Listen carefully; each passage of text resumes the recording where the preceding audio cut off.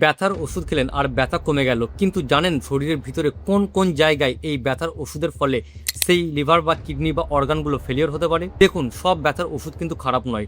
সঠিক ডোজে, সঠিক টাইমিংয়ে এবং ডাক্তারের পরামর্শ অনুযায়ী খেলে সেটা কিন্তু আপনার জন্য ভালো। কিন্তু সমস্যা তখনই হয় যখন নিজের ইচ্ছায় এবং বহুদিন ধরে ব্যথার ওষুধ খেয়ে চলেছেন। যেমন আইবুপ্রোফেন, ডাইক্লোফেনাক এবং ন্যাপ্রোক্সন জাতীয় ওষুধ বেশি দিন খেলে আপনার শরীরে মারাত্মক প্রভাব কিছু পড়তে পারে। এই ওষুধগুলো কি করে জানেন? এই ওষুধগুলো শরীরের কক্স এনজাইমকে ব্লক করে, যার ফলে শরীরে প্রোস্টাগ্ল্যান্ডিন তৈরি হয় না, যার ফলে শরীরে প্রোস্টাগ্ল্যান্ডিন কম তৈরি হয়। তাই ব্যথা আর ইনফ্লামেশন দুটোই থাকে না। কিন্তু এই প্রোস্টাগ্ল্যান্ডিন শুধুমাত্র ব্যথাই তৈরি করে না, পেটের ভিতরে প্রোটেকটিভ লাইনিং আর কিডনির রক্ত প্রবাহ রক্ষার ক্ষেত্রে বিশেষ ভূমিকা পালন করে থাকে। তাই ব্যথার ওষুধ বেশি দিন বা বেশি ডোজে খেলে সর্বপ্রথম আপনার পেটের ভিতর জ্বালা হতে পারে, অতিরিক্ত গ্যাসের সম্মুখীন হতে পারেন, কনস্টিপেশন হতে পারে এবং তার সঙ্গে পেটের ভিতরে রক্তক্ষরণ এবং আলসার অবধি হতে পারে। দ্বিতীয় সমস্যা হতে পারে কিডনিতে, বিশেষ করে যাদের আগে থেকে কিডনির সমস্যা আছে, শরীরে পানি শূন্যতা আছে বা তাদের নির্দিষ্ট আগে কোনো ওষুধ চলছে, তাদের ঝুঁকি বেশি। তৃতীয়ত, কিছু ব্যথার ওষুধ শরীরে লবণ ও পানি জমিয়ে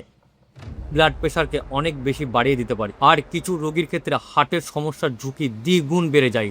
আবার অনেকে ভাবেন ব্যথা বেশি তাই 2-3 রকমের পেন কিলার মানে ব্যথার ওষুধ একসঙ্গে খেলে দ্রুত আরাম পাওয়া যায়, কিন্তু এটা সবসময় ঠিক নয়। একই ধরনের ওষুধ একসঙ্গে নিলে তার পার্শ্ব প্রতিক্রিয়া দ্বিগুণ বেড়ে যেতে পারে। আর প্যারাসিটামলের ব্যাপারটা একটু আলাদা, এটাকে অনেকে খুব সাধারণ এবং নিরাপদ মনে করেন, কিন্তু অতিরিক্ত ডোজে লিভারে মারাত্মক ক্ষতি হতে পারে। তাই ব্যথা হলে শুধুমাত্র পেন কিলার খাবো মানে ব্যথার ওষুধ খাবো, এই প্রশ্নটা একদম করবেন না। ভাবুন ব্যথাটা কেন হচ্ছে, কোন ওষুধটা প্রয়োজন, কত ডোজে এবং কত দিন খেতে হবে। আমাদের ফার্মেসিতে তাই আমরা শুধুমাত্র ওষুধটা দিয়ে দেওয়ার চেষ্টা করি না, রোগী আগে থেকে কি ওষুধ খাচ্ছেন এবং এই ওষুধটা কিভাবে খাবেন সেটাও বোঝানোর চেষ্টা করি।